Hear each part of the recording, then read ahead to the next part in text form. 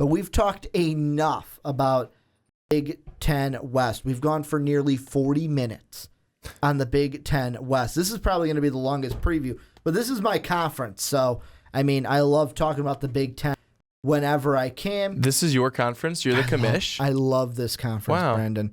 And we're going to now move into the Big Ten Beast, or the Big Ten East. I like to call them the Beast because they're the better conference. And I want to start with Penn State. And the reason why is I notice how we started with Nebraska, a team that I think the coach could be on the hot seat. This is a make or break year for James Franklin. Oh, absolutely it is. The Nittany Lions need to get something done, or else he's either fired or we are seriously turning up that heat under his seat. You know, I think that with 2 seasons, you need to be better than 14-12. Mm-hmm. For Penn State, with the fan base they have, with the alumni they have, with the history that they have of success, 14-12 is not cutting it. It's just not cutting it. Christian Hackenberg is gone. Good. He was a hack. He was not good. He was not good.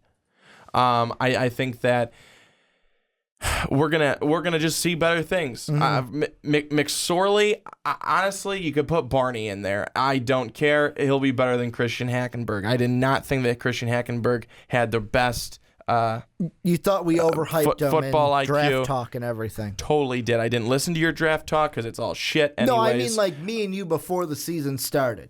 Before the season, we overhyped him. Yeah, absolutely, he was overhyped. I don't think he's that good, but I think that this team is going to have to be a lot better. That's for sure. Well, because it's not just for their not just for their head coach.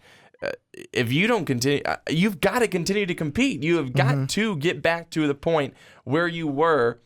What was it? 3-4 years ago? I don't know. I mean, they got to get back there. What really hurts Franklin coming in is, say his record one more time because you had it up there. 14-12. 14-12. 2 seasons. In 2 seasons, guess what Bill O'Brien's record was before he went to the NFL? 15-9. 15-9. And that's the guy you were replacing. This was, you got to understand, when James Franklin was coming in from Vanderbilt, it was Bill O'Brien did most of the dirty work, the hard work, however you want to put it, to pull Penn State out of the sanctions and out of the Joe Paterno, Jerry Sandusky hole that we had all put them in.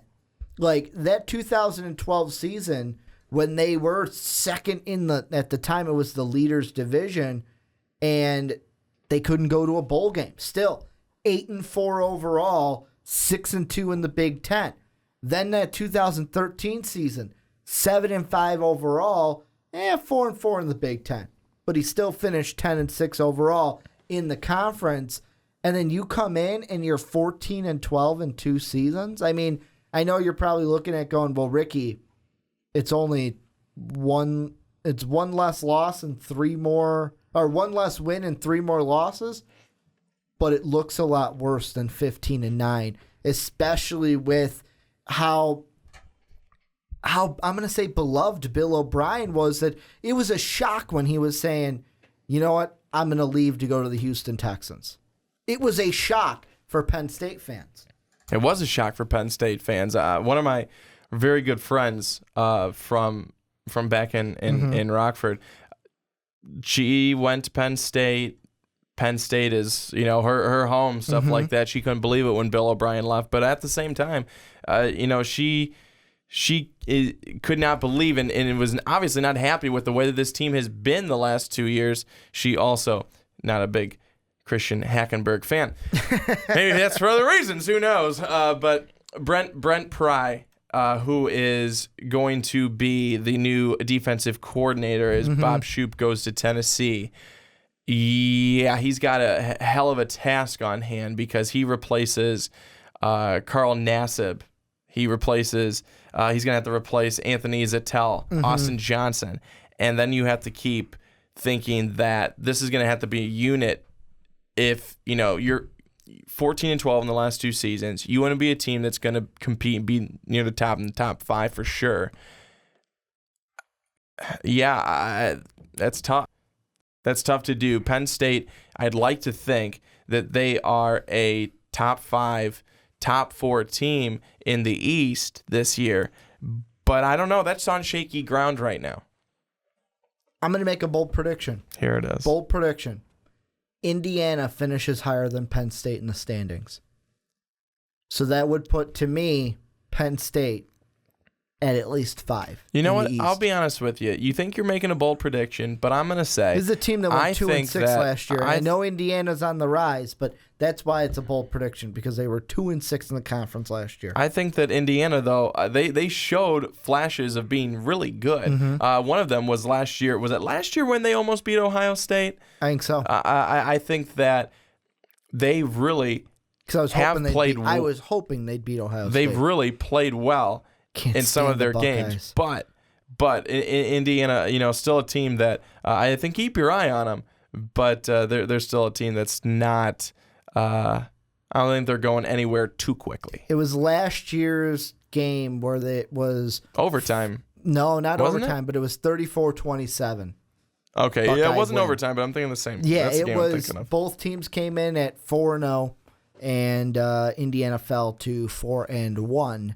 Where Ohio State, the number 1 team in the country, went 5-0. No, I say it's a bold prediction because you look at the record, 2-6 for Indiana, even though I know, and I also kind of said it to egg you on a little bit because I know you're high on the Hoosiers, but more of a bold prediction because this is how bad I kind of think the Nittany Lions are going to be, because let's be honest, they're not going to be a top 3 team because they've got Michigan, Ohio State, and Michigan State. And I want to actually then move over into, we'll start with Michigan State. And the reason why I picked them first out of these next 3 teams that we're going to look at is I think they're the 3rd best team in this side of the Big Ten. I think it's going to be, you know what, we're all waiting for Ohio State and Michigan to end the season. And whoever wins that game, it's kind of like a pseudo Big Ten Beast Championship to go to the Big Ten title game. That's just how I see it. November 26th, mark your books, Michigan, Ohio State playing for a berth at the Big Ten title game. Michigan, Ohio State. I like what you're thinking there. I think that I think we're going to see a really, really good season from both of them. I'm excited for Michigan. I think that... Are they going to live up to the hype? I think they do. They got a ton of hype. I think they do. You're catching me on the hype train. And you know what? You know the reason for that?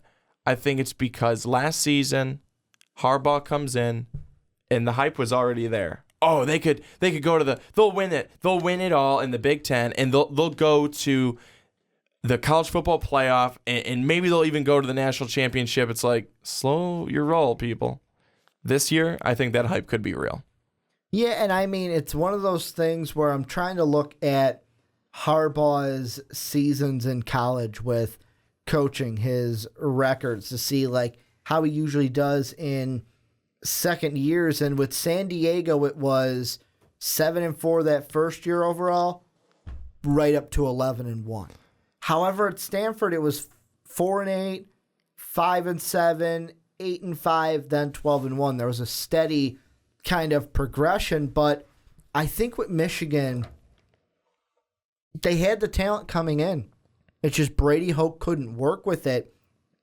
And then now the talent they're bringing in on top of it because of Jim Harbaugh, because of the you could hate him for doing satellite camps. He is totally I kind of want to say abusing the system because not really abusing it because I'm all for the satellite camps is what I'm trying to say. He's basically trying to... Didn't sound like it by the way you were starting that off. Well, that's why I'm going back on it. I'll say this. He's trying to even the playing field between him and the SEC. He certainly is. He's trying to say, hey, you know what? We're as good as you, Nick Saban. We're as good as you, Les Miles. We're as good as you, big boys down south, and we're coming for you. First, I got to handle this guy in Urban Meyer that came up here from your country because he couldn't beat you. Now he's got to come over here and beat us.